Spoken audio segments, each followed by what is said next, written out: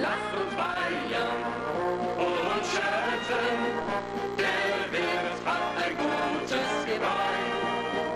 Ein edles Wiesenwerten, das schmeckt uns immer treu.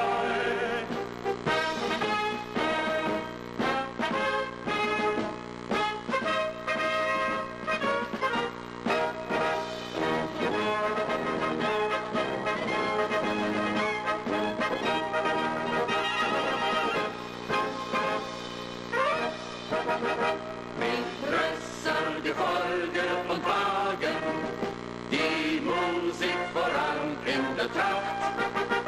So zieht man in fröhlichen Tagen, wie los auf die Wiesen und lacht.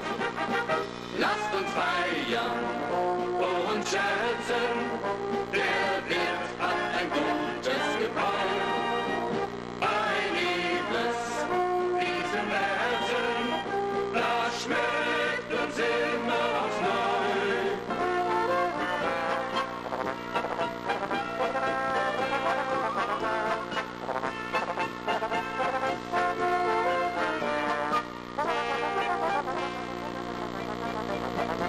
In this talk, Les will talk about these early German stoneware factories, essentially in the alphabetical order listed here. A little more high-tech, Les. I had to go bust, an antenna off a car outside there. Okay, before I get started, first of all, the subject is stoneware. Last year on a roundtable discussion, we talked only about fans. So for those that want to repeat the early science, we divided up, and this year specifically, we're talking about stoneware. I'd like to get a little bit of show of hands. I know some of the people here, there's some people that I don't know that well, and I don't know kind of where you're at in terms of your interest or experience with stoneware. Rich, come in. We got a couple empty seats up here. There's several over there by the camera. I'd like to get a show of hands for how many people now own some stoneware, early stoneware signs. And get a hand for, leave them up please. And about how, between 1 and 5. And if you're less than that, put it down. Between 5 and 10. 10 and 20. 20, 25. 25, 50. Okay. All right, we got people who know what they're talking about. That helps out. What we're going to do is divide this up because of the videotape that Pat Manusoff, the librarian, asked for. Instead of making it a session AAA repeated 30 minutes, it takes me a long time to say very little. So I'm going to go A, B, C. So when you want to leave after A, you can. If you want to stay for A, B, you can. Or if somebody comes in and only catches the C session, I'll try to make it interesting on all three counts. We've got slides, we've got some pass-outs. You've seen these blue folders, and pass them, just start off and pass them to your right. And I've divided these into 6 different sessions, so let them just snake around the room so you can plumb through it as we go through the lecture. I want to start off by defining stoneware, Steinzeug. This is where beer steins start. It starts in the mid-16th century, 1550-ish. We've got the material before that, but we don't really have any examples of lidded beer steins as we know them before about 1550. This one's not that old. We're starting alphabetically here. And these are items that are high-fired, and this is the main criteria. They stacked these things up in the kilns, they bricked up the walls, and they fired it at extremely high temperatures for a long period of time. And so much so that this clay literally turns into a stone-like material. If you take a penny and you rub on this thing, and you're going to wear out your penny. You're not going to wear out that material. These are extremely long-lasting signs. We've got things from the 16th century that look like they were made yesterday. Sometimes because of condition, they might get banged around, and sometimes if they're sitting on a mantle, they're in amazingly good condition. I thought before, and many people think that the concept of stoneware means that it must be salt glazed. Most stoneware is salt glazed. And the reason for a glaze on earthenware and other types of pottery that is not fully vitrified or solid is to hold the liquid, to hold the beer, to hold the water, milk, whatever liquid they're putting in there. You get some glaze from any firing. The saps of the woods and things will create an environment within the kiln or this pottery oven that will create some fumes that will condense on the surface of the materials that will stop the porosity or hinder the porosity of the material. In most stoneware, you have a whole lot of glaze because they literally pour salt at the height of the firing. They pour salt into the kiln. It burns, it vaporizes, it fills up the oven room, and it condenses on the surface, and it creates this glass-like surface over the material. It's done for decorative purposes. It's done also to make sure that it's fully not porous, that you don't have any little bubbles or leach holes where the liquid can come out. But it's not as necessary in terms of holding the liquid as all other types of materials. This is a open discussion. The reason for breaking this up into small groups is so your questions come up. At any time you have a good question, you know, just speak out. There's no formality in these small little sessions. If it's not germane, we'll hit it later, but don't be afraid to ask. The manufacturing methods are important, and it's very similar to what Albert Nemeth discussed yesterday, so I'm not going to go through it in hardly any detail at all. But the biggest problem that we as collectors have is to make sure if we're buying an early piece that it is an early piece, that it's not a reproduction. And we're afraid to buy a stoneware piece, and if it's a $400 piece, fine. If it's a $4,000 piece, we want to know the difference. We don't want to pay $4,000 for a $400, and there's so many of these reproductions because they're very expensive for the 16th century pieces that we're afraid to buy them. So session A, this first half hour, we're going to concentrate on how you tell the difference between the old ones and the new ones. Sometimes it's very easy, and sometimes it's extremely difficult, even for the experts.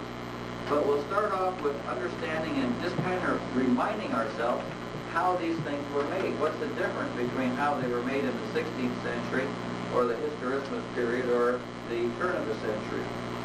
First of all, remember that they were hand-thrown. There's this wheel with the clay going around, and they had their hands in there. Well, when you put your hand inside the clay and you run it up the walls, you're getting little ridges as this thing is spinning. You're not getting a mold line. If it goes into a mold, the plunger cylinder comes down, squishes it against the mold. That mold has to come apart. Where the mold comes apart, you have a seam. Some things are obvious, like if you have a seam line, you know that it can't be an early piece. An early piece would have to be hand-thrown. But one of the easiest ways to tell the old from the new is what we call stack marks. We're going to go to the bottom of this stein. This is A for, we're starting in alphabetical order again, Altenburg. Altenburg was an extremely prolific factory. They manufactured not only in quantity but in variety. And this is one of my better ones because of the pewter. I love it when it's got a great contrast with the pewter. The pewter becomes the main design feature. Now, this pewter was done not only for design, but because stoneware can crack and have hairlines in it, the pewter could be utilitarian to hold the thing together. Different shots of it, but we're going to concentrate on the bottom. I don't think we need to quite that loaded on. Okay. I need to be able to see my card up here to figure out what I'm talking about. The bottom of a stoneware piece, not always, but often, has a stack ring. Some factories would manufacture with different kiln techniques. The most common for the stoneware factories is to stack the item. You have to think of this without the lid. The lid is the last thing to be done. When these things were placed in the kiln, they were placed upside down so that the glaze didn't just condense and fill up the bottom of them. They were placed upside down like this.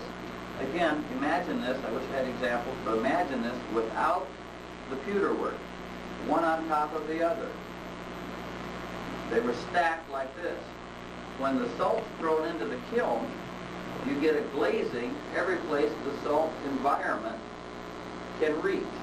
Well, with one on top of the other, the rim of one protects the bottom of the one below it. So that's why you get this ring of the lighter color versus the orange color around the outside. And that's called a stack ring. When you have a reproduction, you don't have this process at all, and you won't have any ring on the bottom. These things would stack 10, 15, 20 high, maybe then a shelf. They didn't do a whole lot of shelving back in the 16th, 17th century. They piled these things up. Well, the one on the top won't have a stack ring. So it's a 90% sure thing. If you have a stack ring, it was certainly done in the old way. It might have been done in the 16th century, or it might have been done starting 1840 in the Historismus period, when they started to do some of the old signs in the old way. But the stack ring will help identify the old ones from the new ones. Also think of the weight of these things pushing down on each other. Down at the bottom of the pile, your stack ring, your bottom is very concave, it's pushed in. The higher you get up, the more flat the bottom of the Stein ring. In early Stein, stack rings are very important. Has anybody got any question about the concept of a stack ring? Yes, why wasn't that one round like the previous slide?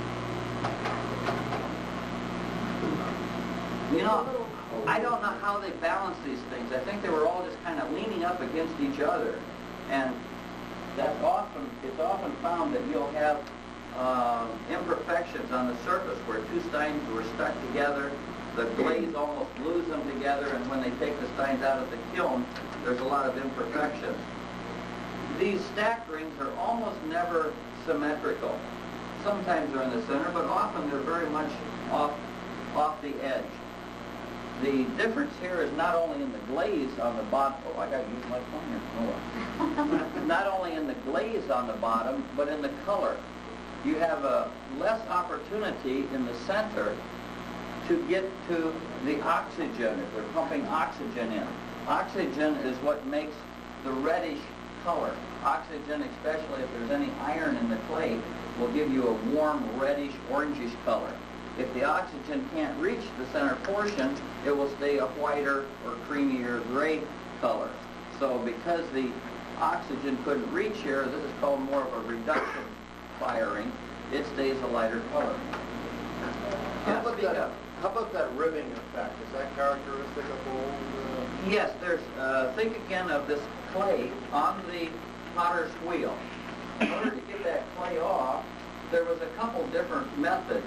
You could have a spatula, just like you were flipping hamburgers or pancakes. They did have tools like that, but that surface would be more sticky. And what they used was like a cheese cutter. They'd have two sticks and they'd have a wire, and they would just pull it across the bottom. That would give you a little bit of straight lines, but in order to create this, what we call a comb effect, they would take two wires and twist the two wires together. And then that twisted double wire, as it's pulled across like a cheese cutter, cutting the pottery, the wet pottery, from the turntable, would create this rippled effect.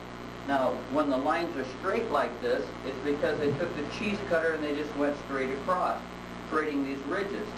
The double wires was done on purpose, because what you're doing by giving you this rigid bottom is when you pick this up and you put it on another shelf, it's got less surface area. It's less likely to stick. If it sticks, then as you handle it, moving it from place to place in your painting and what have you, as you handle it, it's going to get more out of shape. So to keep it from sticking, they twisted the wires, made the little ridges, and made it easier so it didn't stick. Sometimes you see the comb circle. That's because the wheel is still spinning a little bit, and they pull it across as it spins, and that will give you a circle comb effect.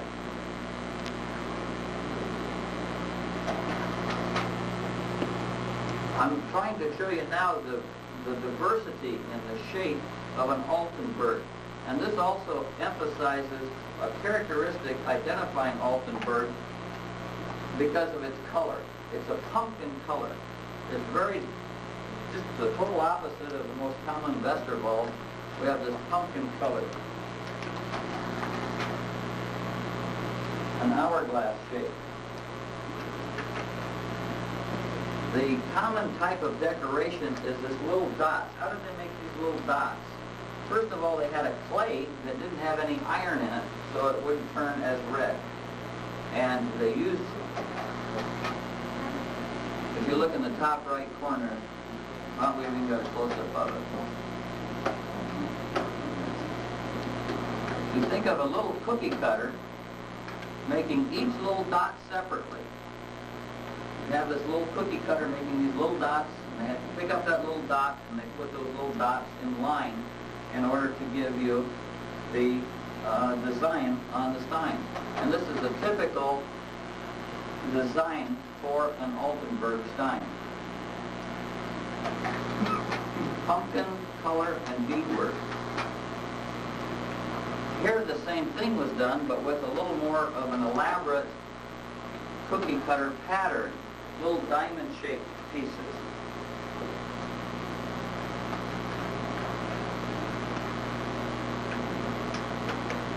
Those days of Altenburg. I'll show you some earlier ones later. These are mostly mid-18th century, or that's circa 1750.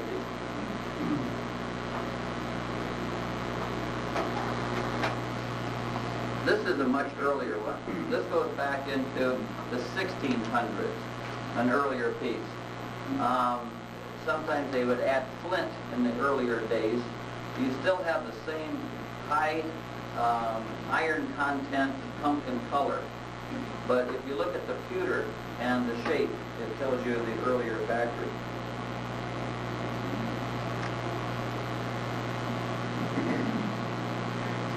They did something else that was really neat in Altenburg. Before we get to the right one, I have a good side shot.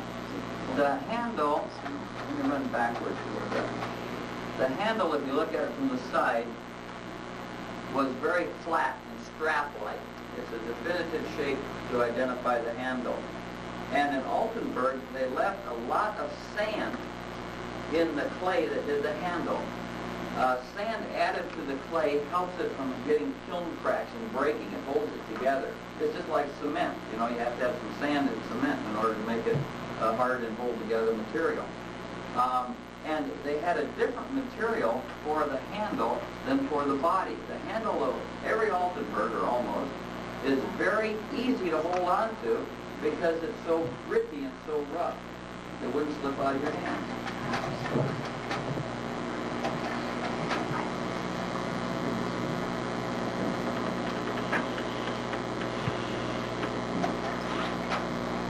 Now, in order to get the white color,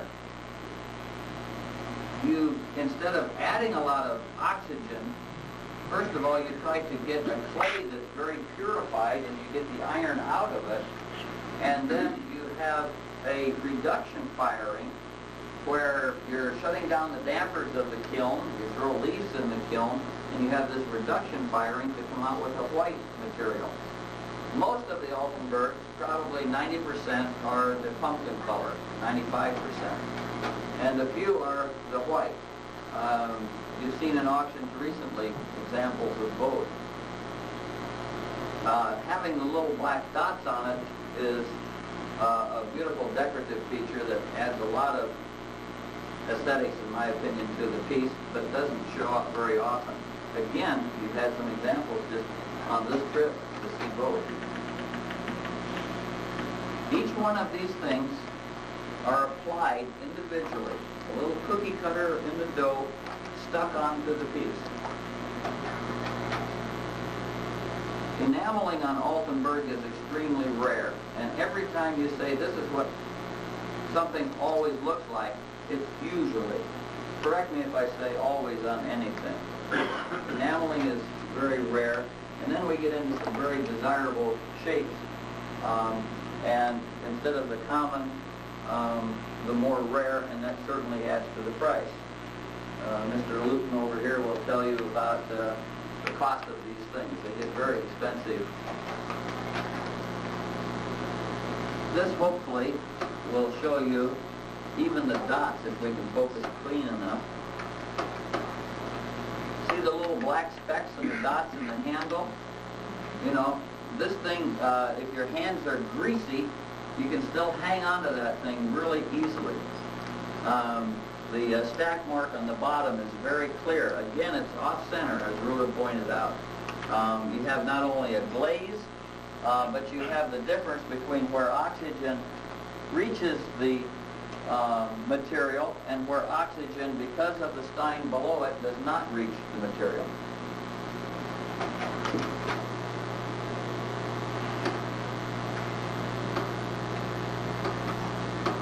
Now, I wish that these things were artist signed or factory signed, but there is no signatures on these early pieces.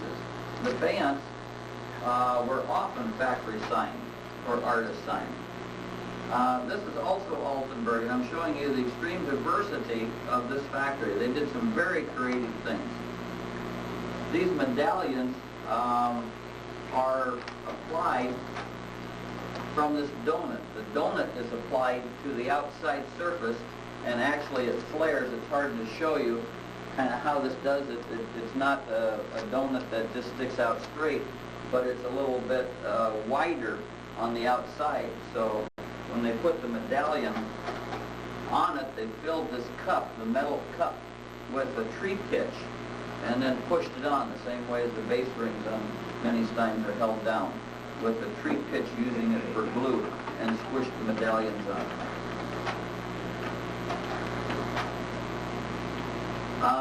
This is an unusual and beautiful example of how much time and money they would put into these early pieces in these keyhole cuts on the pewter work. Now we're going to the next factory, which is Annaberg. I've got these written up here in case you have a question. Sometimes I get my bergs and my bairds mixed up. The Annaberg was a stein that looked like a Kreuzenstein up until about 30 years ago. It's amazing that no one over the centuries took a look at the pewter marks and says, you know, hey, there's some of these that are very different than others. First of all, they are not salt glazed, they are loam glazed. There's this brown coating over the surface. And they started to notice that these ones with this brown coating over the surface and this little differences in the design features had pewter marks that was a long ways away from Preußen, and it didn't make any sense. And you'd think that they'd have recognized this ages ago, but it's only 30 years ago that we distinguished this factory, Annaberg, from Preußen. It's a chocolatey brown loam glaze. The royal couple, or one of them, is a common subject for the Annaberg stein. Another is this, on the top rim, it looks like a kind of like a stuffed tomato, or a tomato with a sprout going around in a ring.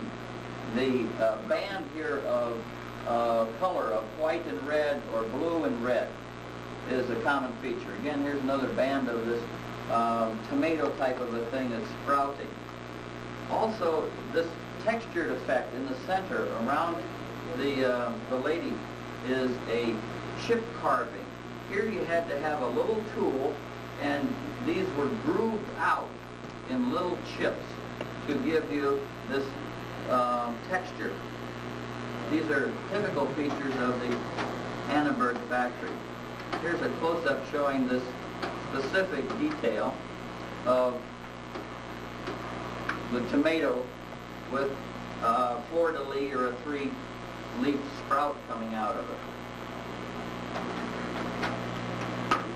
And this is the royal couple that was there at the time. And again, this is not a molded relief that's applied, but taking the time to just chip away and create this chip carved surface. But they also did have a molded relief. Yeah. I don't see it much on Annenberg, but many of the stoneware steins would, most of them would have a molded relief. And another way of making the relief was like a roller. You've seen the pie crust thing where you can make a fancy design on the pie crust, and you have a wooden roller with the design part in it. And they would go around the piece making a pushed in instead of an applied relief, a pushed in pattern. This one has the royal couple and a hunt or a deer on the side. And it's unusual to find some of the other motifs. The subject will add value to the stein. If you had an occupational, it would be more expensive than the common royal couple, for example.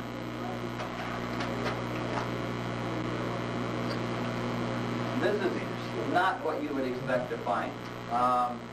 The blue Annenberg appears to have been done only in a short period of time, and they're not common, but out of the museums where I've seen maybe as many as 6 in total, every one that I've seen has had the same pattern. Again, we have the similar colors, the similar patterns of bands and spiraled rings, but we've got this acorn effect, the gold acorn on the blue pieces. Next we'll come to a Boonslau. This is the second example that's not stoneware. I mean, it is stoneware, I'm sorry, it's not salt glazed.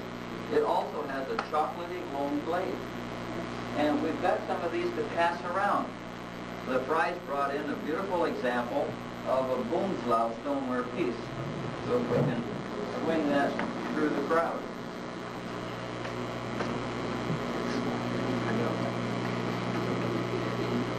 This is circa 1775-ish, getting closer to 1800. You've got the chocolate brown that was applied carefully around the applied figures to give it more contrast. Usually in the Boonslau we see as what Dick has in his hands now, you know, a stein with a motif or a style or shape, but without any applied figures. The applied figures, of course, adds attractiveness and value. This is a very classic and typical shape for Boonslau. Usually a pot belly, we call it Bärenkreuz, B-I-R-N, Bärenkreuz, or pear shape. This little guy happens to be a miniature. This is only a 1/8 liter size Boonslau that is lid dated 1717. Very nice piece. I collect miniatures as well as the early pieces, so when I get a miniature early piece, I really go crazy. I really miss it. This is an excellent little Boonslau, about a 3/10 liter Boonslau. You see a very high, long glaze, a smooth surface stein.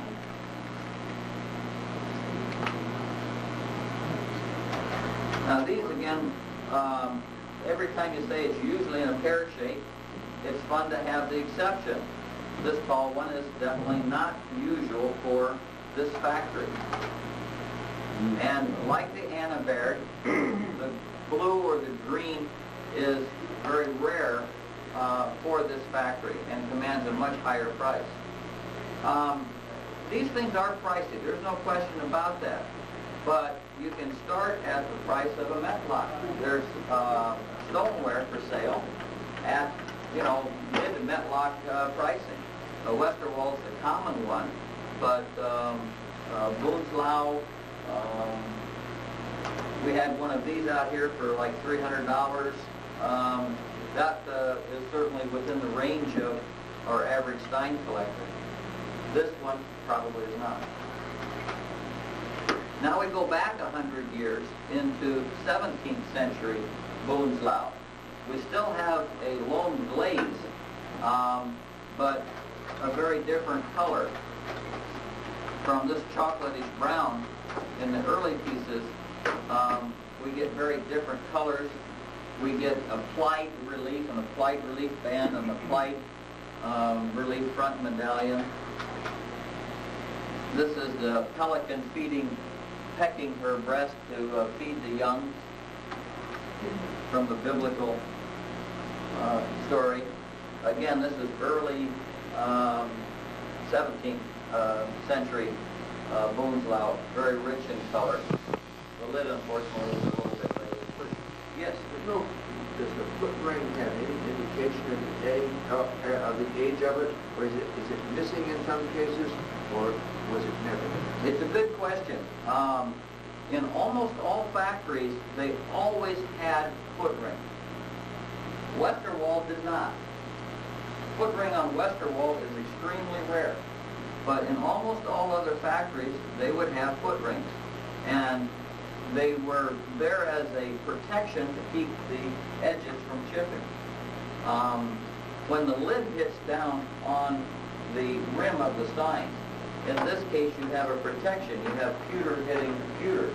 But when pewter hits the ceramic, usually the pewter will give. And the chips don't come from the lid coming down as much as getting banged someplace else around the edges. They're really, it isn't an age thing, it isn't a factory thing with the exception of Westerwald. It's usually the case where they got lost.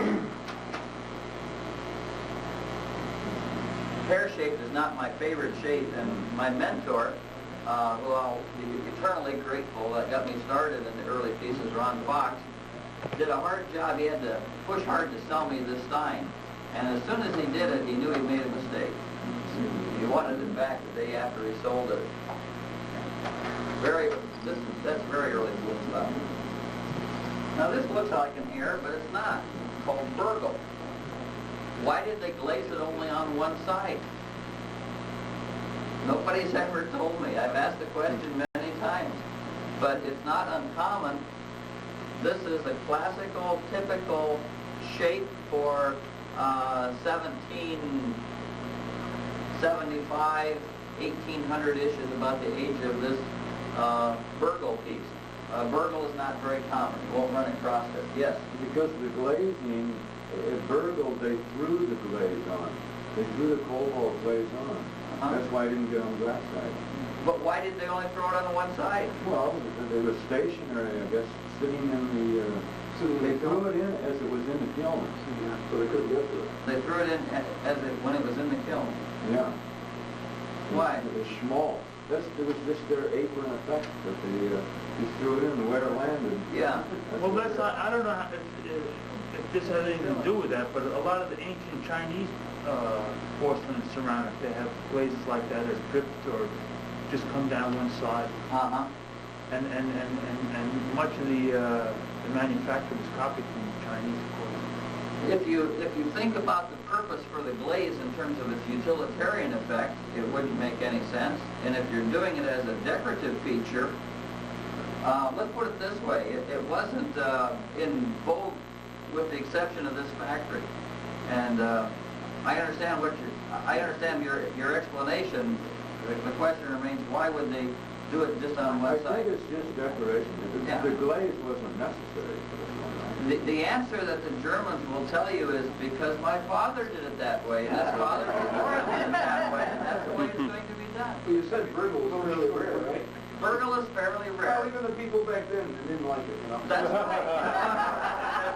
That's absolutely right. Now, this one may be Burgle, it may be Westerwald, we don't know. And I added this to prove a point in that we don't always know. Sometimes it's real clear.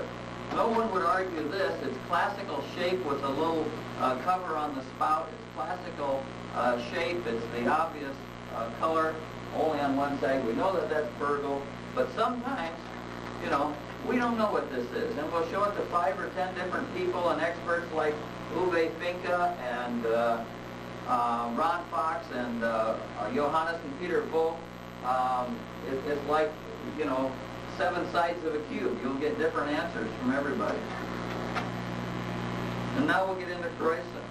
And how are we doing on time? I want to make sure that we don't overrun to the point that we're going into the next group. Feel free to move about or go to the next session if you wish. Croissant, we had one in Andre's auction, and prized to be congratulated for getting a nice piece of Croissant. There's Croissant, which is so expensive it was reproduced a lot. We'll start passing some of these around a little bit. These are reproductions.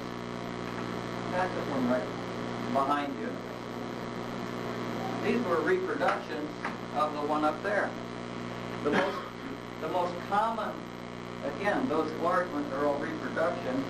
And to make it easy in my packing, this little guy, this little brown guy, which is not colored, is not the reproduction.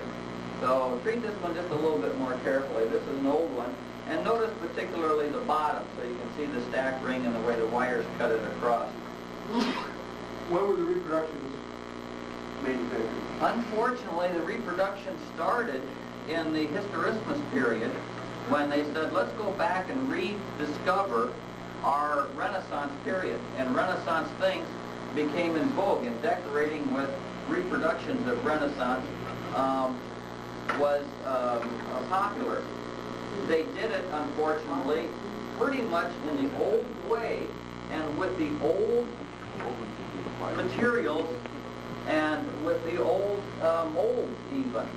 So to tell the 1840, the Hysterismus, starting in about 1840 to 1860, to tell one of those from the original can be extremely difficult. And the safest thing to remember as you leave the room is know who you're buying it from and get the ability to return it. Get the ability to return it. You know, you can't make a good deal with a bad guy. And I don't want to chase you off of Stoneware, but you have to go into it knowing that there is unscrupulous people and unknowledgeable people that are selling Hysterismus steins. If it's got a mold line and it's got some of the features of new production, like the ones that are being handed out, if you look at the bottoms in particular, no stack marks, you can tell the ones that were made circa 1900. And they weren't made as fakes. A reproduction is a decorative thing to sell, and a fake is where you're trying to make something look like the old one to sell it for the price of the old one. Now in the Croissant factory, they had a chocolate brown material to work with, and here again they threw the salt into the kiln.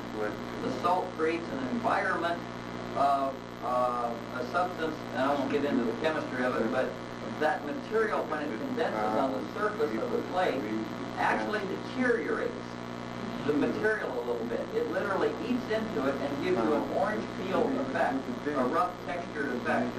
So you have a glass-like material covering the surface. The most common subject, the most common subject is the apostles. And because it was so common, they actually called them apostle proof.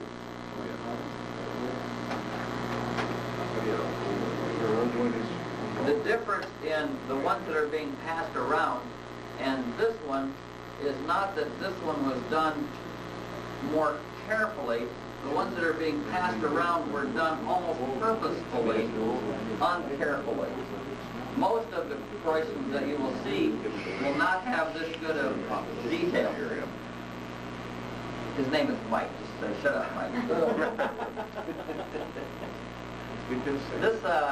this one is a particularly nice Croissant, and you've got Croissants at $3,000, and you've got Croissants at $10,000, and you can go up depending upon the quality and the rarity of the motif. This was a sign that was very highly praised by the owner. York, what's his last name here? Okay. We've got a family crest that was put onto this, and it's dated in the rear. Well, that's a stack mark. Can I ask you a question? Sure. You mentioned pricing before. Now, you know, Metlock pricing is fairly well developed. Yeah. How well developed is the pricing on these oldest Stoneware? Yeah. Somebody willing to pay. We don't, well, that's true with Metlock too. Because Metlock was so high production, and we've got in every auction a couple hundred, and we've got, you know, an auction every other month with two companies competing. And we've got them separated down by mold number. This is so different because every one is somewhat unique, and they would do the same kind of thing each time, but here we have this person's family crest. It's totally, you know, unique. Now it happens that the cover of the Croissant book has the same family crest, and it's written out to John. Maybe a different brother or son or the relative, but the same family to John a year earlier. So the early pieces were very different in how they were made and why they were made, and there's a lot less of them going through the markets. On the European markets, you do have some auction houses that specialize in this, and it is fairly consistent. You know, you will be able to see an auction estimate, and depending upon how well they promote it, you'll get pretty close on the value, on the pricing. I don't want to get hung up on the pricing because I want you to enjoy the value of it rather than the price of it. This is a good example of a typical stack mark. On the top you can see where the oxidation and the glazing gave you more of a chocolate brown. You still have the brown bisque material or unglazed material in the center. This again is the chip carving, and the blue and the white is alternated in the recesses of the material as it was chipped out and the design was made. This is another example of how it costs more money when you get into different professions. This is the symbol for a lawyer. So there's more lawyers around with more money. This is going to bring a higher price. The competition here would be different than if this was the sign of a garbage man. More garbage men, and not as many of them can afford it. Yes, Dave? I look at these and I never see one that is exactly the same as another. Is this due to the fact that they were not produced in factories, but rather in cottage type? No, these were produced in factories. They were not cottage type.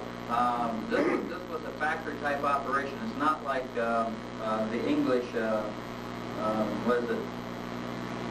Starts with S. I'm trying to think of it. I'll get it later. They were done in the factory. They were all fired in the same kiln in the city of Croissant.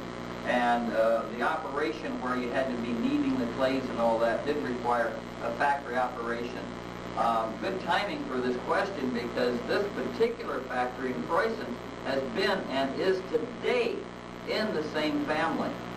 They are still today producing their now what we would call reproductions, but they're producing the family's current models of the Croissant. And these new Croissant signs today bring very heavy prices.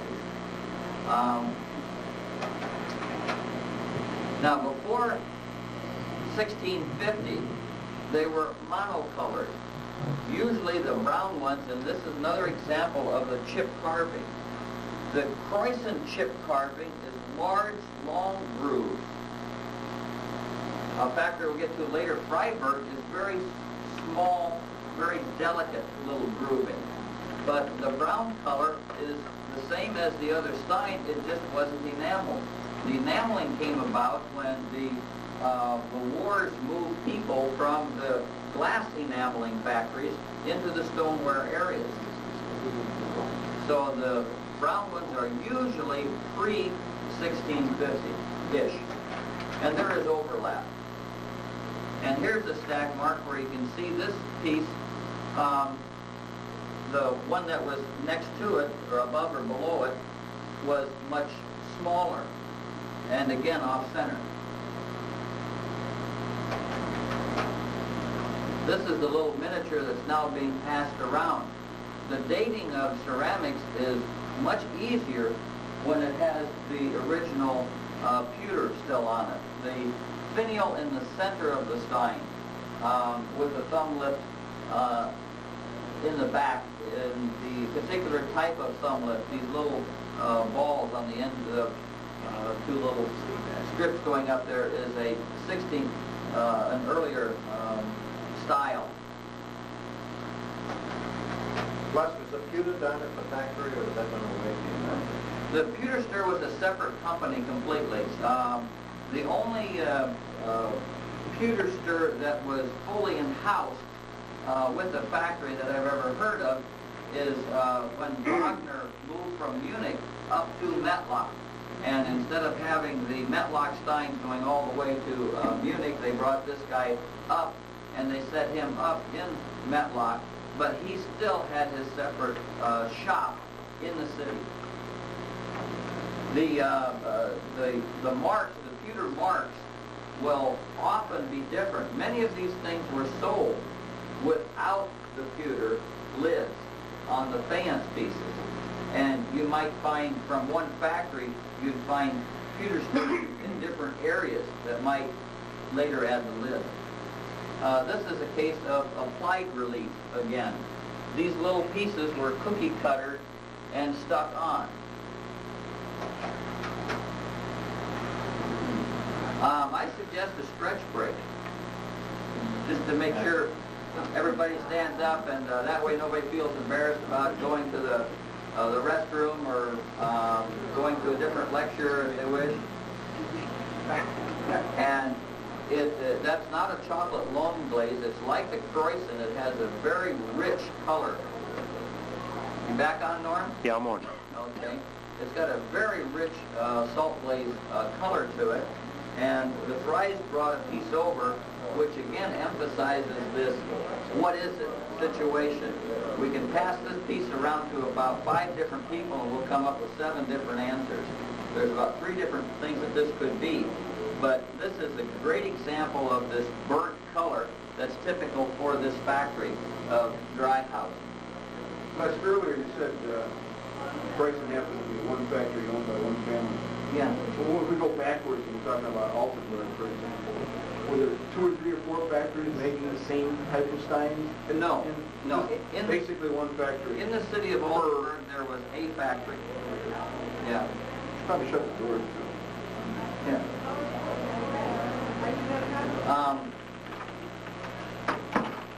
The decorative style, certainly not utilitarian.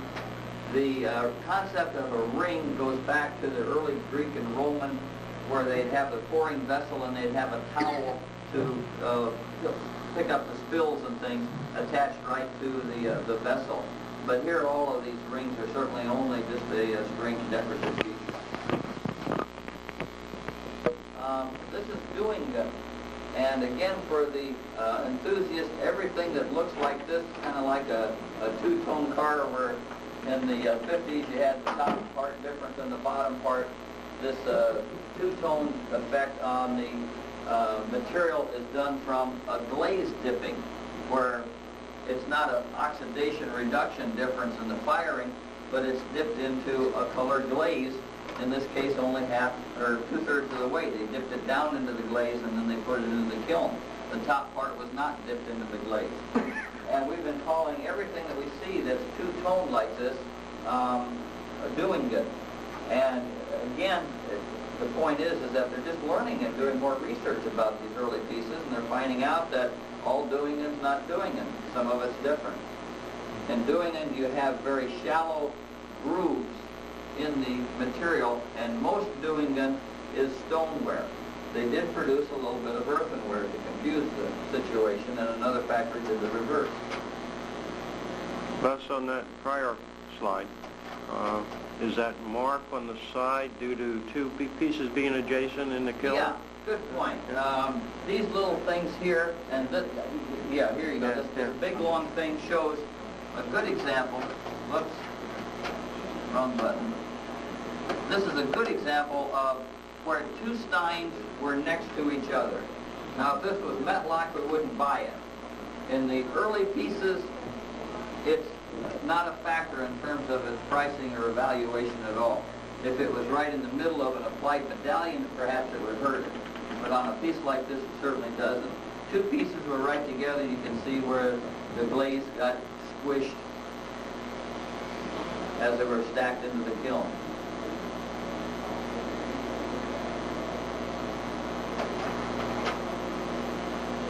The question was asked earlier during the stretch, you know, when this stuff started.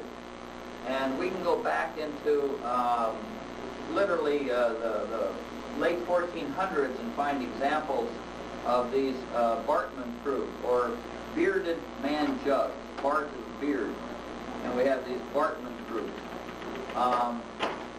We'll have either an applied medallions on them sometimes, or they're often just very plain. And these were probably just water jugs. I mean, we call them beer steins, but chances are they were simply water jugs. You can see where it's chipped up here at the edge of his beard, how the material was applied at that point. The curator in the city of Cologne noticed that in her city, the beard was often squared off, or usually squared off. And she was a little bit careless in saying that in Cologne the beard was square. And our dramatic nature makes us very precise, and she was heavily criticized for that, because there are some that are square and some that are round from the city. But these things started in the Rhineland, and rather than emphasizing the difference, in Cologne, which was the earliest pieces, they were typically square, and it was the style difference. The factory caused a fire. Here you've got a kiln and it's spewing out all these ashes, and the city of Cologne burned because of a fire from the ceramic factory. So the city council threw them out of Cologne, and they went to Frechen, Aachen, and Raren. And in these areas, this is a later time period, the style changed so that the beard was more rounded. But these are areas around the Rhine that are so close together that for anyone other than the field expert, the curator of the museum, it's very difficult to tell the Aachen, Frechen, and Raren from the Cologne pieces. Close-up of the Bartman fruit beard face. This is from Frechen, and we're into the F category, and the style is called, or the shape is called a pinta. This happens to be a quite small piece, about a 3/10, maybe a half-liter capacity. But the same shape could be done in a larger shape. It doesn't relate to the size, but the word pinta refers to the shape. And the saying is that if it's found in Frechen, then it's from Frechen. If it was found in Cologne, it's from Cologne. And this stein is from Frechen. Was it made in Frechen, or was it made in Frechen and brought to Cologne? It's only a point of argumentation. So now it's in Alameda. Now you find it in Alameda, so it was made in Alameda. Well, it wasn't made there, but if I gave it to you today, it would be from Alameda. No, it's from Frechen. And it's very rare to find these pieces with lids. Now we get into one of the favorite ones. The Fries have been trying to get one of these things since they've been interested in Freiberg. And they're just simply not showing up on the market. I wish Ron was here so I could thank him, but he'd be angry at me for doing so, because these stoneware pieces were being bought and sold when Metlock was in vogue, and these things were just kind of old pieces of junk at the same prices. And the Freiberg is very expensive. Notice the lids on both of these. They're hand tool. The artist on these is known. It was Samuel Gunther, that was a famous pewter that didn't just make the lid. He made a great lid every time that he made one. Freiberg is, again, if the slide is clear enough, or if you can see it clear enough, you can see in the ovals you have this chip design. You see how there's a little chip, a little space, and it gives this, it looks like a webbing texture. And in Freiberg, they did this in a very delicate way, tiny little chips. The color, the gray color, was done by reduction firing, less oxygen, so we go from this warm red color of the Rhineland to the gray color, not because of extreme differences in the clay, some differences, but mostly the difference in the manufacturing technique of reduction firing. This is a close-up of the Samuel Gunther lid.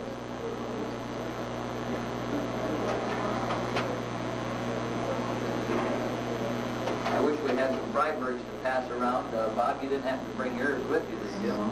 Another point, they only made them for a period of 100 years, which makes for a lot of scarcity. They are very rare, and it's common, I should say common. When you see a Freiberg, it's probably the black and white enameling only. But they did do other colors, and Bob is a proud owner of one that maybe he'll sell if I find him in a weak moment, but I haven't found him that weak of a moment yet. 100 years. Bob, you got to make a closer date. Between 1600 and 1700. The early ones in the 1600s were often brown instead of this gray, and they look very similar to the Croissant. And it's very difficult to distinguish your circa 1600 factories. Croissant, Freiberg, and Muskow can all look very much the same. But when we get in the 17 or closer to the 1700, then the factories are very easy to distinguish from each other. And now we get into Hessen.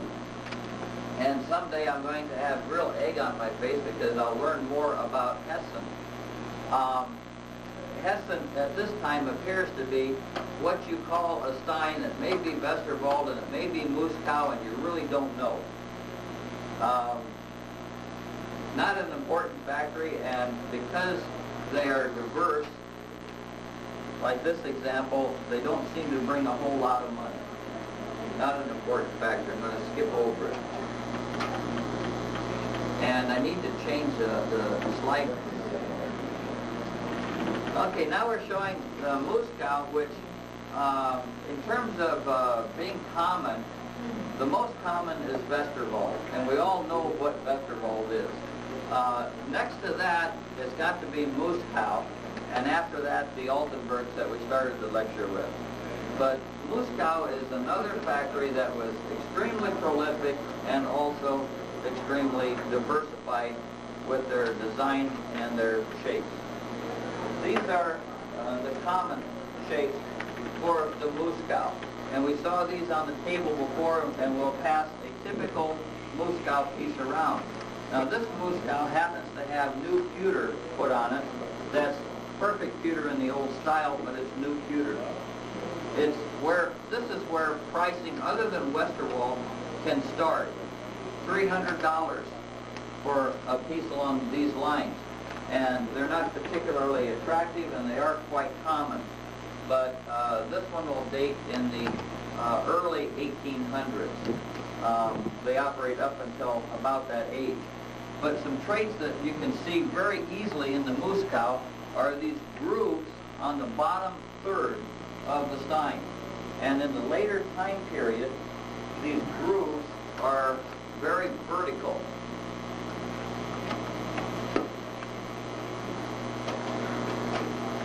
You have this brown material.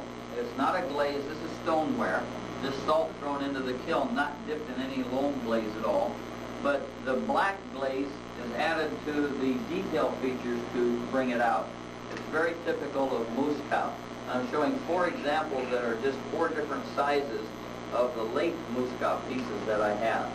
When you have these animals or faces over the lid in this manner, I'll go back again to the acorn. If you look at that thumb lid, this is an early Biedermeier style of thumb lid. You're going to find it from about 1810 to about 1830, maybe as late as 1840-ish. You'll find this pewter style. This is the larger piece. The second one is the one that's being passed around the room. And this was a huge masterpiece that Johnny I sold me many years ago. But if you notice all of them, the bottom third have this deep grooves, not delicately done, but very deep grooves that was carved on the bottom. And then again, in the later periods, 1800-ish and after, they're very vertical grooves. This is an earlier piece. It's got the chip carving in the design, and it's unusual to find this shape as compared to this common pear-shaped or Bärenkrug in the later period. This is an earlier piece. It's 1775-ish, maybe as late as 1800. Oops, getting the wrong button. Again, I'm showing the diversity of this factory and its shape. If you saw this material and the colors and then the chip carving between the designs from one to the next, it's not difficult to tell. This is basically the same type of chip work, the black glaze to highlight the detail from the city of Moscow. Moscow is not Moscow, not Russia, but it's an easy way to think of it because it's way over there, way over in eastern Germany area. And here's the nicest one I have of this chip carving that goes around the black enameled detail of a deer. This is circa 1750-ish for this style. They also operated in the blue, in the cobalt blue, the same as Westerwald did. They have a handle that's distinct in its length. It's a long handle. It's not pulled out far from the body. The moose cow handle is very classically and typically closer to the body than most of the other handles of most of the other steins. This one's dated 1716, or is that 36? Yeah, 1716 in the lid. This picture again shows you a nice example of the stack ring on the bottom. The bottom slide is the picture of the base of the stein. So now we're working our way backwards in the time period. Stein very similar to this, and a quite nice example is being auctioned off today. Enough said. The bottom of the stein has these diagonal slots. Remember, in the earlier ones, the bottom third was a vertical deep grooving. In the earlier pieces, you've got only a fourth or a fifth of the bottom, but the style is different in that the grooves are at about a 45-degree angle. This one's dated 1694. This is an earlier piece, going back further, but again you can see how close the handle is toward the body of the stein. And it has these chip carving, it's in blue, the bottom is curved. Very easy to distinguish this type of moose cow from the other factories. Regardless of whether it's one shape or another, they still follow most of these same features. Now when we get one like this, we again have experts disagreeing. Is it tri-burn? It has these little flint marks or flint stones applied to it. This is a very early piece, circa 1600. And is it Freiburg? Is it Croissant? Is it Muscow? Four people will sit together and disagree and argue. But it's where it was really made depends mostly on where I've got shelf space. If I've got shelf space under my Muscow, then it's Muscow. And if I've got shelf space over on the Croissant side, it's Croissant. Because the owner can call it anything he wants to. People often ask me when they come to my house, but you know, with 2,000 steins, which one's your favorite? It's a terrible question. But this is the answer. This is the definitive answer. And it's not because of who I bought it from or a particular place or what have you. It just has a feel about it that I like. It's dated 1692. I've got much earlier steins. It wasn't terribly expensive, but I can sit in front of the TV and during the commercial time pick this thing up and just kind of examine the style of it. It's got a heavy, thick pewter covering the handle, protecting the handle, and it's my favorite Muscow.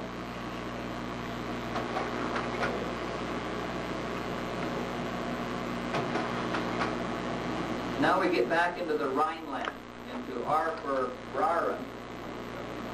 This is the typical and the classic shape of the Raren factory. We see a lot of their work and we immediately identify it in this early Grecian or Roman shape. And the relief detail that was applied was done very meticulously for the age of this piece. You can be dealing with the late 1500s on these Raren pieces, and this is a close-up of the detail. Some of these are signed by their most famous artist, Emmons, and should you get a signed piece of Raren, then it would be considerably more expensive. These pieces were purchased through our auctions. Ron Fox was into the stoneware and picking it up on his trip to Germany and had a lot of stoneware go through his auction, and very economical. The American market is still thinking of Metlock, and if it's got a chip or a line in it, you know, they'll stay away from it. And I picked up most of these pieces literally at a fraction of their European and current value. Another more typical shape for a Raren stein. Again, notice in his early firings, they did not try to get the iron out. They liked this warm, reddish, orangish color. Yes, Bill? Les, on the last one, well, on the band on the top there, well, right there too, is that a roll design? Is that, did they roll that and then apply that? No, this much of it would have to have been done in a relief where maybe the whole band, similar to the way a Metlock was done, would be applied when you have this much relief. But it was a band that they actually applied to it as in the finishing process, and then yes, it was fired. Yes, and they weren't individually or hand carved. You had an It looks too, you know, too detailed for that. Well, even then, I mean, the production. I mean, if you do a carving on a flat tray, and then you pour the slip in on the flat tray, you can use that tray to do 100 steins. And if you did that to every stein, they would have been prohibitively expensive. So the steins themselves weren't carved. A mold was carved, and then a mold was used in manufacturing. You can often see the surface difference as to how these medallions and how and where these bands were applied and where they were seamed together.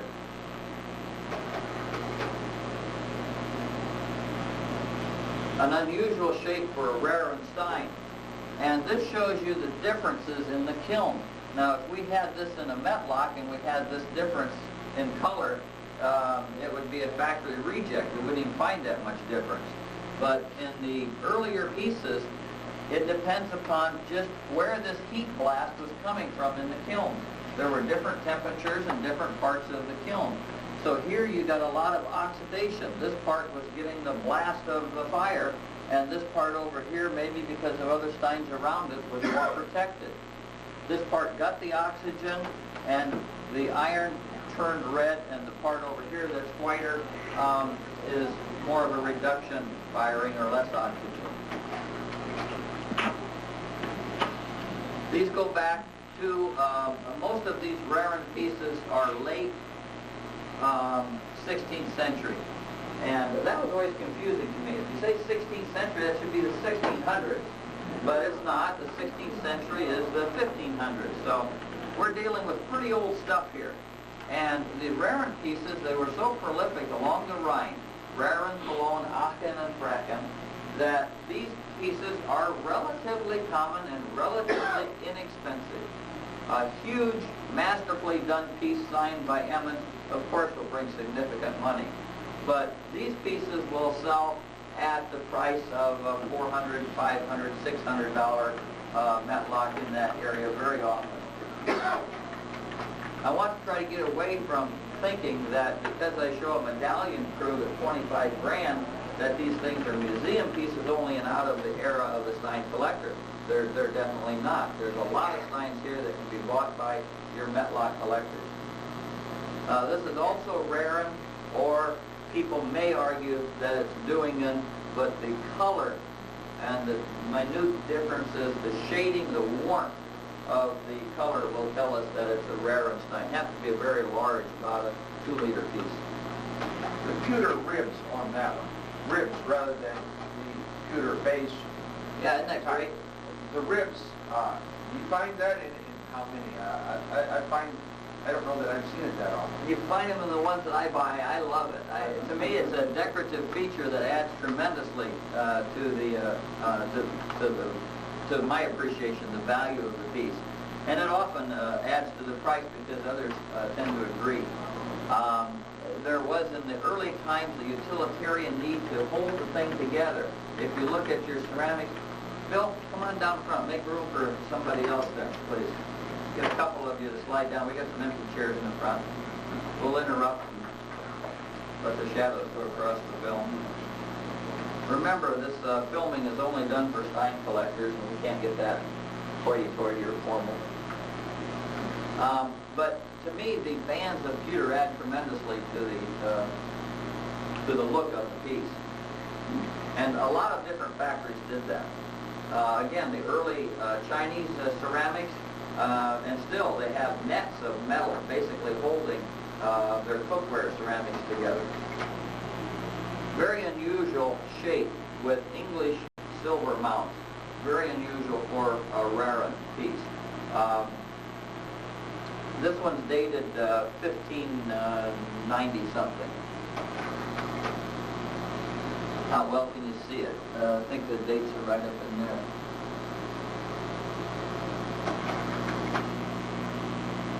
Here's another I don't know. I file this one under U. I really don't know what it is. This went through the auction. It's a beautiful piece of stoneware. $350 or $400 it went through one of the auctions quite recently.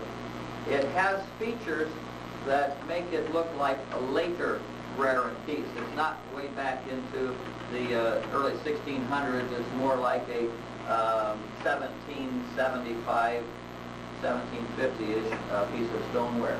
It's a nice piece, we just don't know what it is. Now, we've got Rocklift looms now. Doesn't this look pretty similar to what we had before in the Dewingen factory?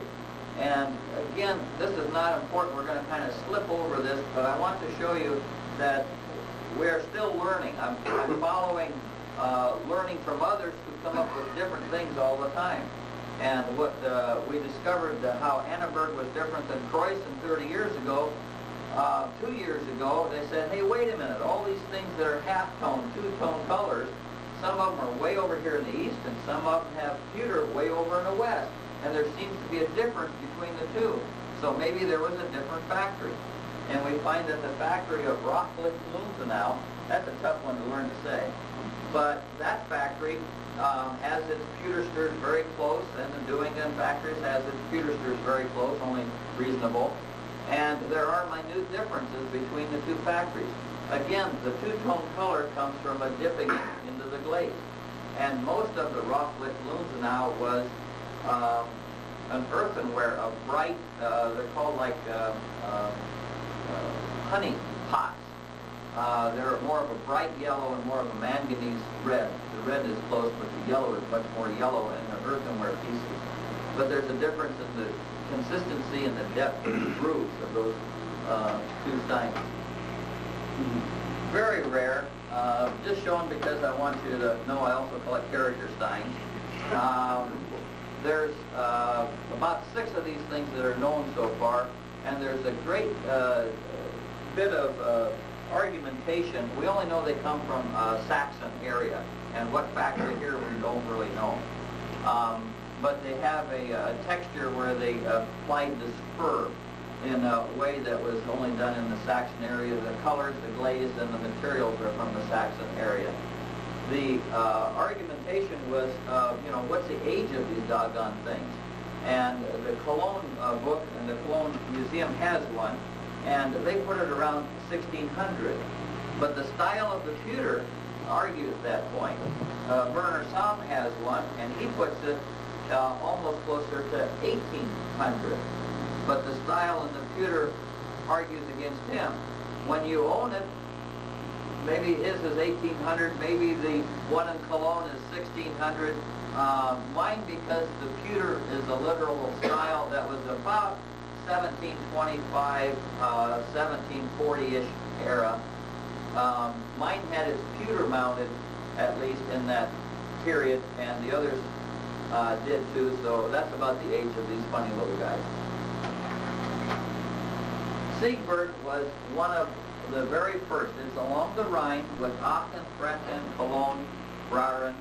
Along the Rhine, it's the start of the stoneware pieces.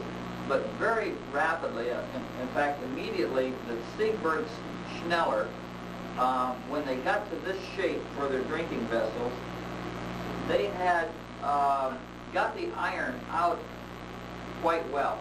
And they liked reduction firing and leaving their vessels a clean white. And they liked the tall shape. Now we've got 3 of them that we're going to pass around. And as soon as I get done with the last slide, we'll tell you which one you have.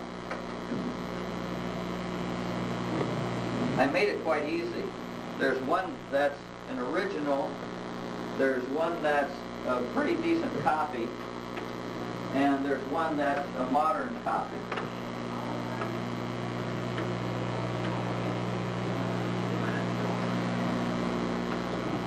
Almost always, the Siegbert is this tall, thin shape, which is called Schneller. There's an example for sale today that's a different shape. But this is the typical shape of the Siegbert. Fortunately, a lot of them are dated. They're dated right into the mold.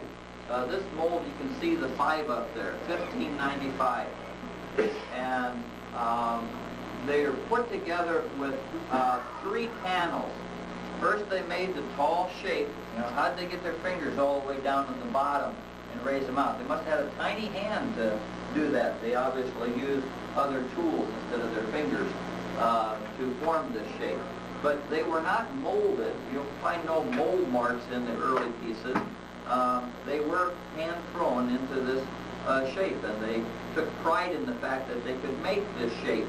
And tradition being as strong as it is in Germany, this is what the Siegberts were doing. The end of the 16th century produced a lot of these Siegberts. And they would start, today, the market would be anywhere from as low as maybe 1,500 to a larger piece with greater relief detail getting up into the higher numbers. The front panel is always different than the side panels. The side panels are almost always the exact same panel. So there was like 2 molds necessary to apply the relief. The top to the bottom is a single third of it is a panel. And you have this long rectangle, laying flat, the clay is poured. After it gets to the leather state where you can pick it up and apply it, it's stuck onto the front. The same process is done onto the back, and you can often see where it didn't quite stick or they didn't get their fingers squeezing it down quite good enough. Now, why they didn't use a different seam on the other side, why they would duplicate the sides, I have no idea. The fronts are often customized. I'll show you that in just a second. You can see there's no stack mark here. They're so tall and narrow that this was not a stein that lended itself to stacking. So they had to have a shelf process, or like a barbecue grill where they would put these things, or there was little tripods and triangle firing tools that assisted in stacking these things. You see some of the iron showing through and not being perfect in terms of its clarity and the white color in the earlier pieces. The dating is not exact or precise. The date that you see on the stein is the date that the artist carved that particular mold. But they may have used that mold for 10 or 20 years before they retired it and made a different stein. This is the stein that has a circle up in the front center that was customized.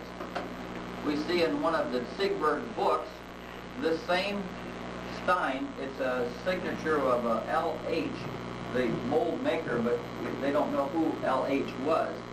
But you see other examples of the same stein with a different family crest here. And if you look carefully, you can see how this ring was a separate application.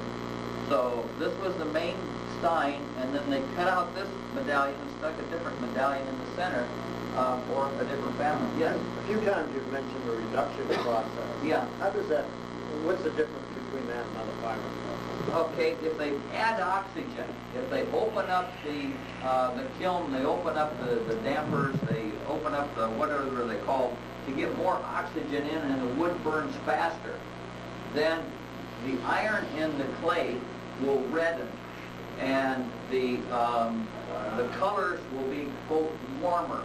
You get into the reds and oranges. If they close down the dampers and you're cooking slower, if they add a leaf to the kiln, which will burn and suck up the oxygen, they will have what's called reduction firing, or less oxygen, and that will keep the clays whiter, in this case the extreme white that was developed. Even, you see the Westerwald and the Altenburg whites, but the white was able, they were technically advanced to the point way back in the end of the 16th century where they could get a white clay.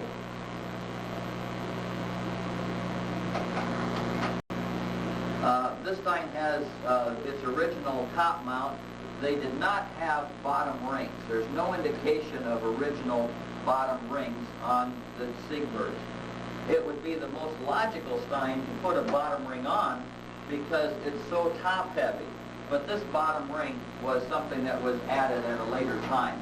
It's not original to the piece.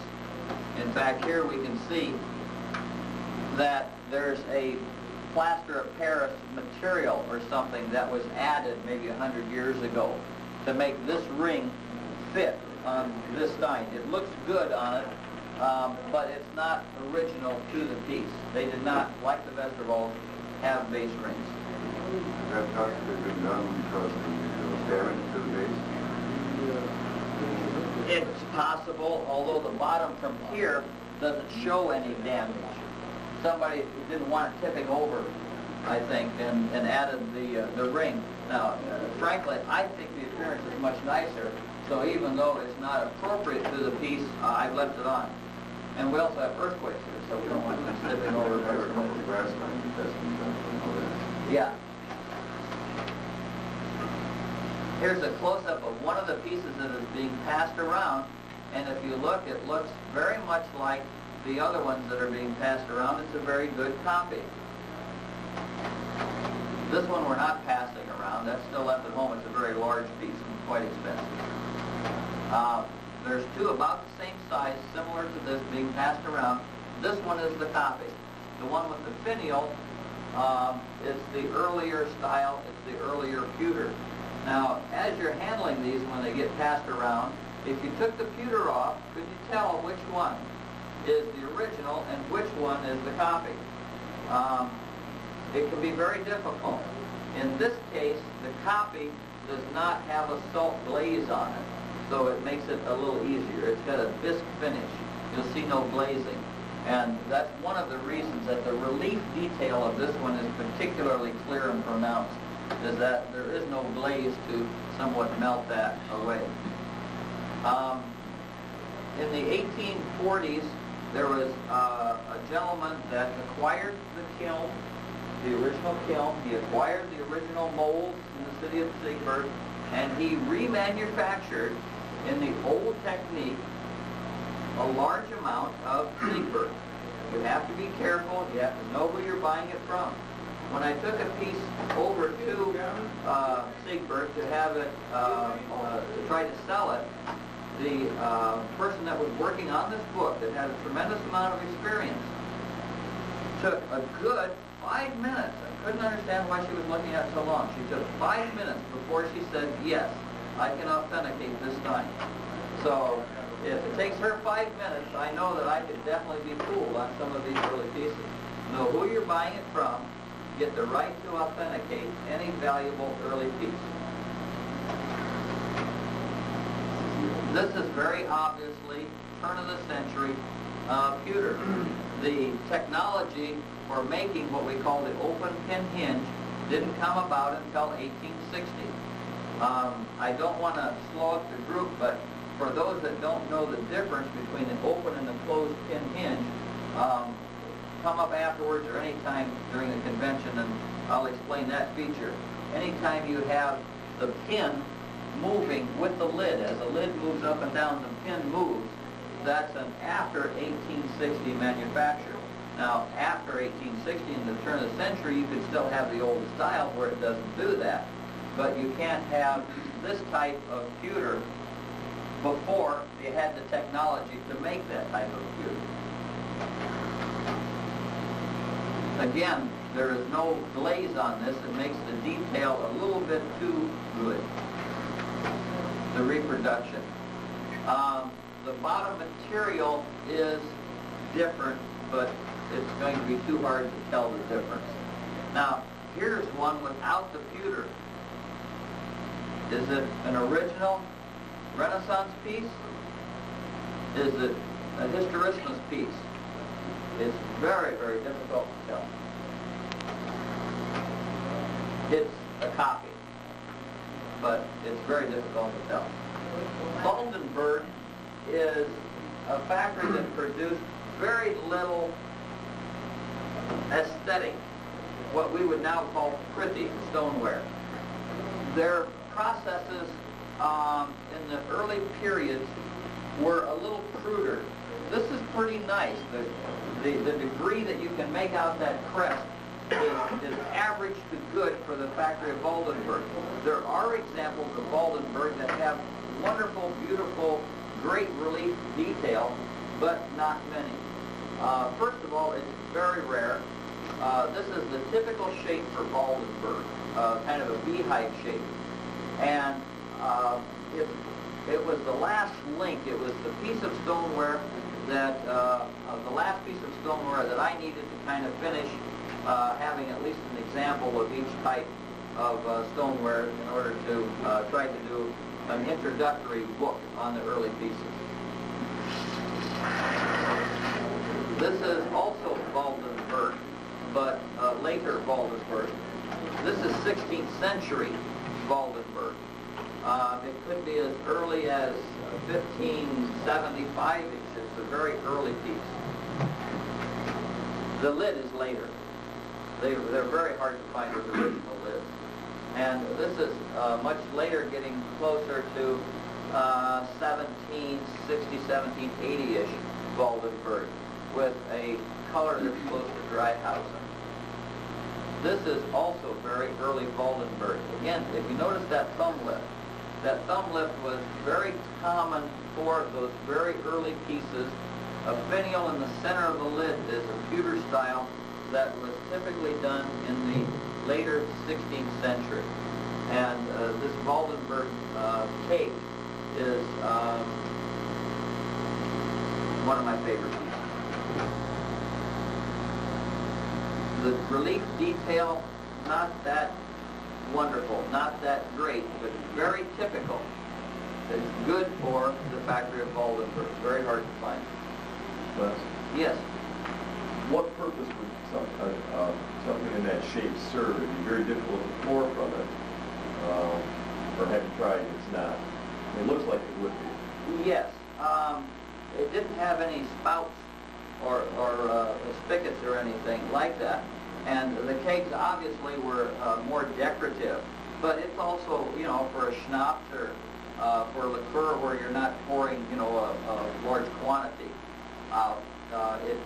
It's appropriate. And they did do cakes, quite a few cakes. What is the comparative size of it? Well, how would you compare that to what you have on your table? It's about a 3/4 liter capacity. 2 times this. No less. No less. Maybe between a half and 3/4. It's not as large as a 1 liter. If you stand it up on edge, you know, you can visualize it better. Yeah, probably about 5 to 6 inches long. Very rare to find Waldenberg with any pewter, with any lid. Westerwald is what we all know. I want to take a little closer look at it, and this is the kind of thing that we've got. If you notice, this stein, it just likes me. It keeps coming back to me. I sold it in my first auction, and it got resold in a later auction at half of what I sold it for. So I put my hand up and then got the reserve bid. It comes back. I bought this beautiful stein for about $350, and it's a very nice early piece of stoneware.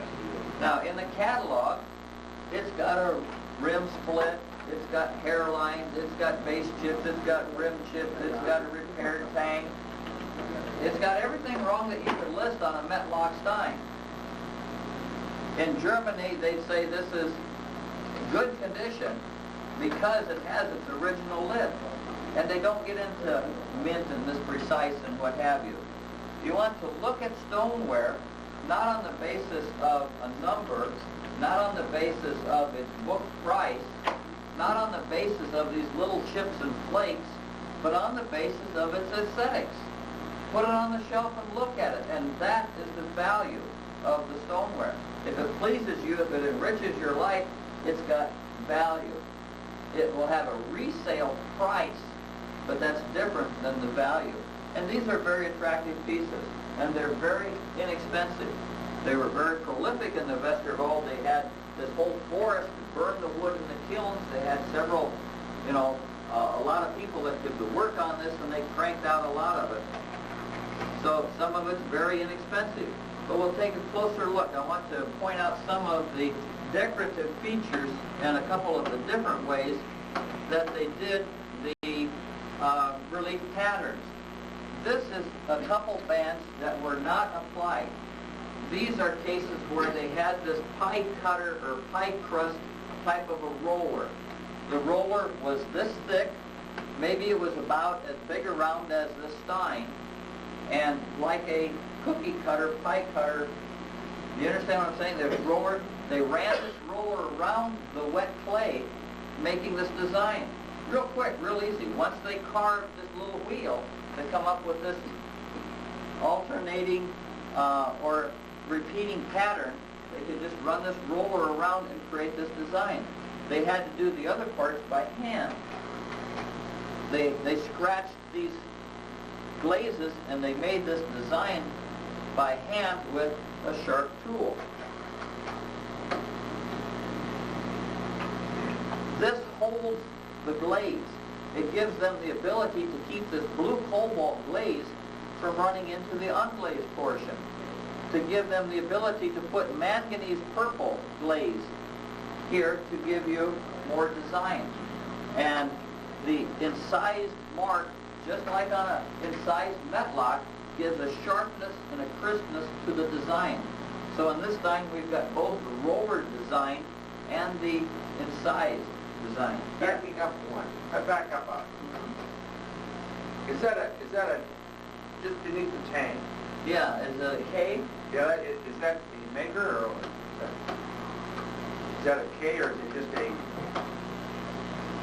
chicken track? I think it's a goof. I looked at that for a long time. I think that it's a goof. Somewhere along the production, when the clay was still wet, it got bumped and hit with something. Or did some guy put his initial in there? I don't know. But I haven't seen it any other time. Yes, Bill? Les, on the handle there, can you date from the shape of the handle, from the bottom of the handle accurately, or is that a misconception? Or? Yeah, Bill is a ringer, you know. This is a fake question. This is a perfect question. I'm just curious. Good. It's a perfect question because I'm going to explain it. I want to first say, though, that this cutting of the Stein with a sharp tool can create the ability to hold these glazes instead of letting them run all over. It makes the pattern very sharp and very crisp. I bought this Stein for about $500 over in Munich, and it's a beautiful piece of work. About a ½ liter, small size. Here again, we've got the roll pattern on the bottom and the top, and the incised pattern in the center as the decorative design. And here again, a real close-up shows you how that cutting and that edge creates the sharpness of the pattern by holding the glazes from moving and running. Now here's something that's a little different. The third way of making this design is the cookie cutting pattern again, and it's found more on the earlier pieces. This is a repeated design that's applied to places that were left for it in their etching work. An extra nice Stein because of this extra nice lid. The etch design, and here is the applied design that was put on or applied into it. Here you have the close-up of the lid. This is dated 1753. Unusual to have such a nice lid on it. Here's a close-up of this applied design or impressed design. Here you can see how they overlap.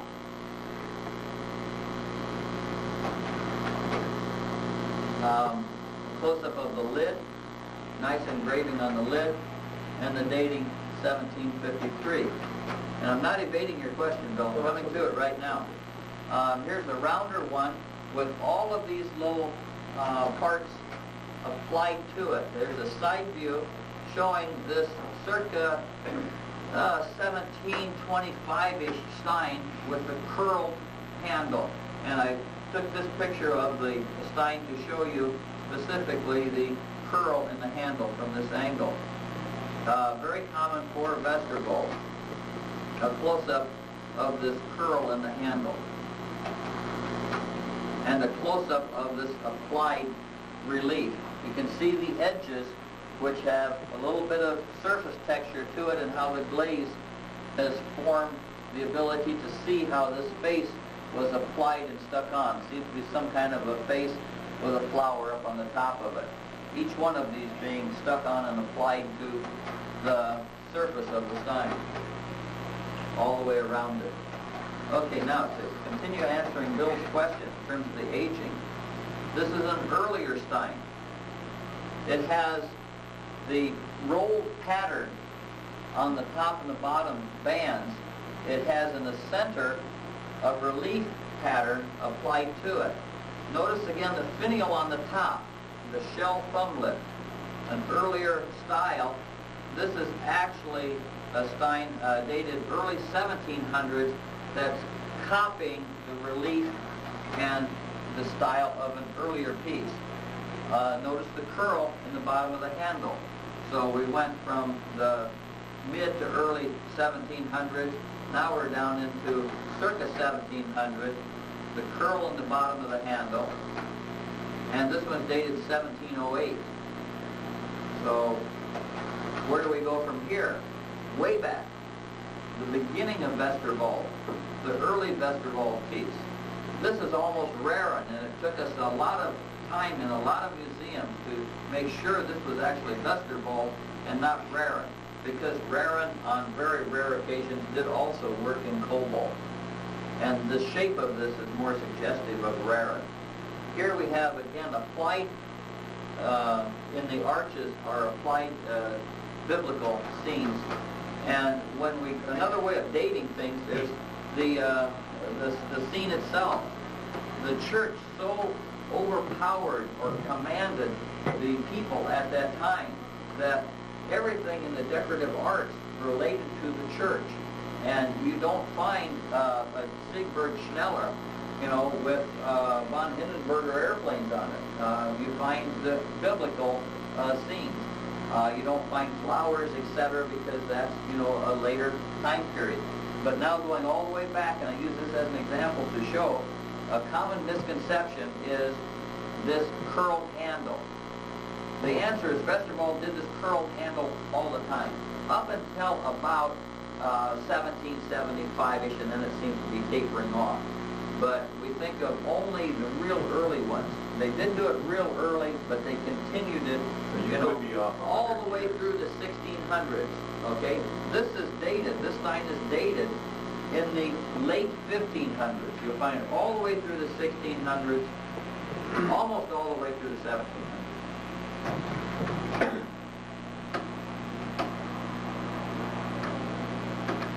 The biblical scene going around the early Westerwald. Another example, also dated late 1500s, early 1600s, typical of the religious scenes in the arches of the churchway. Very unusual, very rare for Westerwald to come up with a ceramic lid. Very impractical. Maybe they did it quite a bit, and because somebody slams the lid, it's broke and it's thrown away. But it's very impractical to have ceramic hitting ceramic, and it's quite unusual to find them. Harvey Murphy has the most wonderful Westerwald sign with a beautiful inlay. It has a pewter ring holding ceramic inlay. Extremely rare in Westerwald. Westerwald could also leave the glaze off, and through oxidation reduction or dampening down the kiln, produce white Westerwald. This is a different motif, a different decorative style called waffling. There's a blade that's just wiggled back and forth, and this blade, like a curved surface, as it's wiggled back and forth, making these lines, is twisted around, giving you this incised pattern. This is just a little miniature Westerwald. Again, I like the miniatures, I like the early. I get an early miniature, I go crazy for it. This one, again, has, this is a later piece, 1775-ish again, with the curl in the tail. This is an 1/8 liter, you know, an 1/8 liter early Westerwald. And this is very rare. We discussed the pewter bands. They didn't come on Siegberg, I mean the rings, the base rings. They didn't come on Siegberg, they didn't come on Westerwald. Again, never say never. I've seen a half a dozen. I've only seen one that looked original to me. And this is the only one that I've ever seen that has proven, definitely proven to be original. This is the tree pitch, the original tree pitch still holding the base ring on that Westerwald. Now the Westerwald often has a little bump on the bottom, a little ridge, that would definitely have held those rings in a similar proportion to other stoneware had they done that as a feature. But they are very thick. The Westerwald pieces are typically heavy in design and thick in design.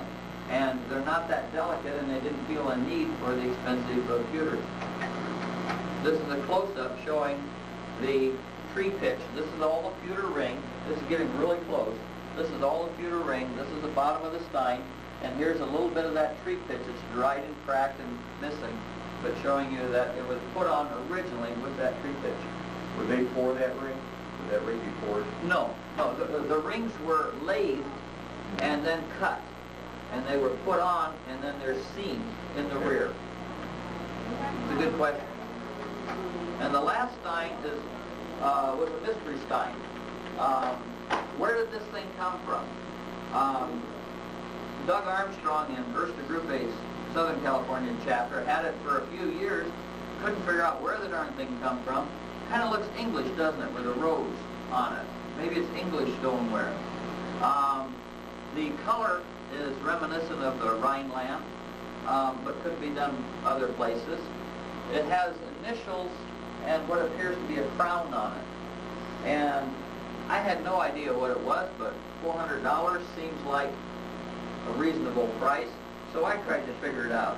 Ronnie Fox took me around a lot of museums as he was researching and as he was on his shopping sprees, and as my mentor I followed him around and just tried to absorb what knowledge I could. And finally he took me to Metlock. And when we went to the museum in Metlock, this is a small one, half, 3/4 liter-ish size. He showed me that Teresa Tomas had a very large 2-liter pitcher, exactly like this. Every feature about it. The flowers were exact, the crown was exact, a different initial. So instead of this relating to a king, maybe this was personalized. A different initial, but every other aspect of this being very much identical to it. And Teresa Tomas knew what it was because she had the curator from Amsterdam come over and tell her, this is Dresden stoneware. What Dresden now, this is before the wall came down, is over there, where when you write to them, you don't hear back. They don't answer. She's tried, I tried, nobody could get an answer from Dresden. And the curator says it's Dresden stoneware, it must be Dresden stoneware. The wall comes down. We now can communicate with the East Germans. And Dresden says, nope, not us. We go back to Amsterdam. That curator's done and gone, and we don't know how we got that idea, but it's definitely not Dresden stoneware.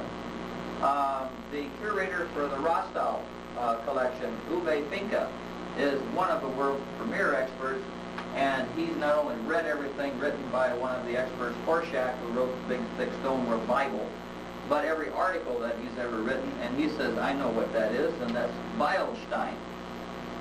What's Beilstein? Well, this was a factory located in the city of Beilstein in Czechoslovakia. And it's kind of wild. It's just different, it's unique, and I think collecting stoneware is a little bit different and unique, and those of us that do it are definitely in the minority. But I hope you learned a little bit, and I hope you can appreciate this a little bit like I do. If I had it to do all over again, I've said this many times, I hope someday that we have an actual museum where the 1,000-character steins can be, dedicated and pledged and given. And I hope that we can create such a museum, and I feel that that's been an accomplishment. But I can take a piece like this when I'm sitting in front of the TV and when a commercial comes on and look at it and study it. I don't want to use the word fondle, being from San Francisco-ish area, but the value and the uniqueness of this stoneware is very easy to appreciate. It's a learned appreciation, but if I had to do all over again, this is what I would collect. I like all of the early steins, but I like most the stoneware steins. Any other questions? Again, this is a round table format. Yes. On the western wall, was all of that output from one factory, or was it multiple factories? Real good question. I'm not going to give you an answer. Real good question. I'll try to find out an answer, Bill. I don't have it now. I can't believe that all of that production could have possibly been from a single factory. I think if you think about how much of it there was, the answer's got to be that it was an area situation in Westerwald.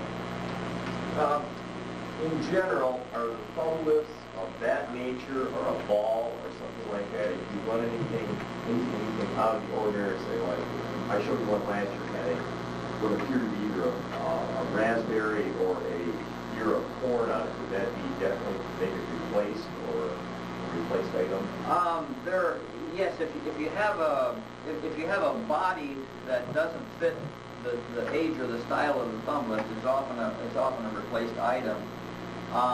And a very good article, in fact, the sharing of the Editor's Award by John McGregor was a very good article in Prosit that showed the differences of the pewter mounts going through the ages.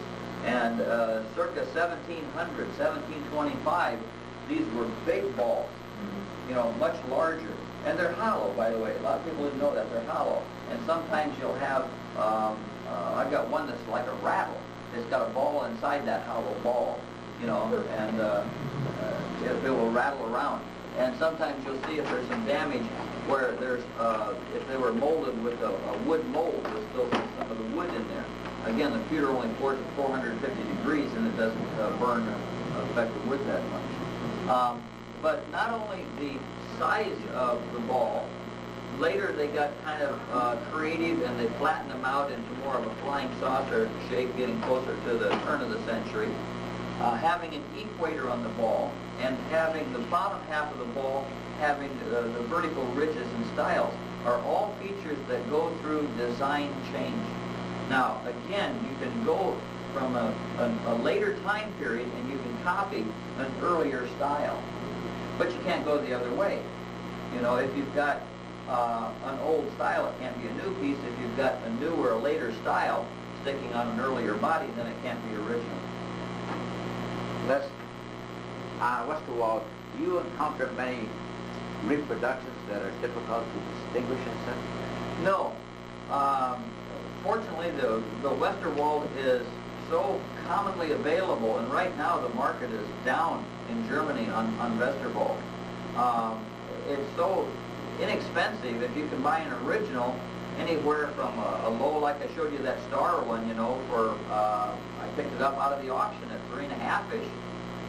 But say a $500 piece, you can't afford to reproduce a $500 piece of Westerwald. You know, it's going to cost you $100 to do it. So you're going to reproduce something that sells higher. There are reproductions, there are new Westerwalds put out in the Westerwald area, but in limited amounts, and they're quite easy to tell by not only the pewter, but the German version of the EPA that's cleaned up the environment makes this kiln firing and pouring the salt in and putting these toxics into the air prohibitively expensive. The kilns have to have the scrubbers and what have you, and they've almost got the salt glazing process stopped. So you get a glaze that doesn't look like the Westerwald glaze. In fact, they mold in the texture. They mold in the basketball texture and glaze over it, and it's quite easy to tell the difference. Any other questions? How are we doing for time? Are we over time, on time, ahead of time? Who knows? Who cares? I don't have much more to say. Pronounce your last location there. Wild? Wildenstein. Wildenstein, thank you. Bill. Sure it is. Yeah, Bill. I just think it's wild. Well, it's wild. You say the German, so it doesn't Yeah. make a difference. Wildenstein, thanks. But I have trouble with these, and I have trouble. I know it's Siegbert, Boerd, but I have trouble remembering whether it's the Boerd or the Bear, whether it was a fortress or on the mountaintop that they had the city built. Thank you. Very nice, Les. Oh my God, it's